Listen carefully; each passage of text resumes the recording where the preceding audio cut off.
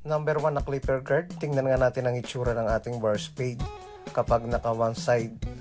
Ganito kasing klaseng buhok. Kadalasan ang pinapagupit ay mga mid fade, low fade. Try naman natin sa burst fade. Number 1 lahat yan. Ang ginawa ko dyan paikot. Ang technique na ito ay pwede natin gawin kapag ang ganitong gilid ng buhok ay medyo tumatayo. Ninipisan na natin paikot.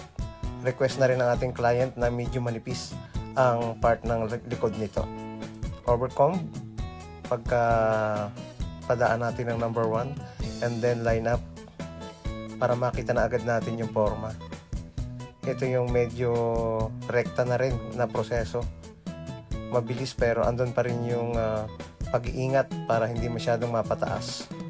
Then dito sa part ng likod naka B-shape na.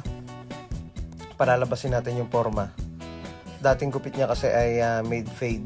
Kadalasan parating ganun yung kanyang gupit. Kaya try natin sa burst fade na naka one side. Tapos naka-volume pa rin yung kanyang buhok sa part ng ibabaw. Parang semi-pompador yung style ng kanyang buhok. 0.5 na clipper guard. Pagkatapos gamitan natin ng trimmer para unti-unti siya mag-blend. Oh yeah, di ba? Pwede naman pala. Maganda rin tingnan yung burst fade sa ganitong klase ng buhok. Zero close para mabura.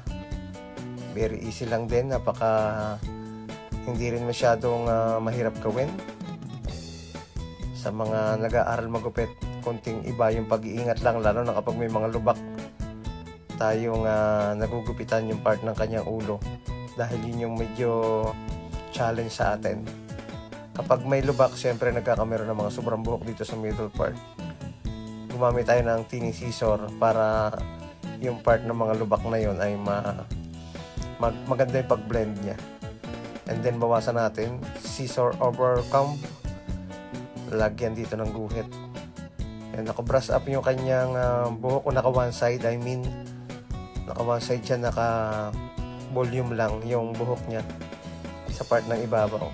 Okay din siya sa pompadour hairstyle. Pwede rin sumayaw habang nanonood. So, ahitan yung gilid para makita yung forma. Pag nakita na natin yung finish nito, doon natin masasabi na pwede pala sa ganitong klase ng buhok yung ganitong klase ng gupit. Kapag medyo nauumay na kayo sa mga ibang klase ng gupit na lagi nyo pinapagupit, try nyo din yung ganito. Sigurado, pwede rin sa buhok ninyo. Maraming salamat sa ating mga followers at sa ating mga silent viewers.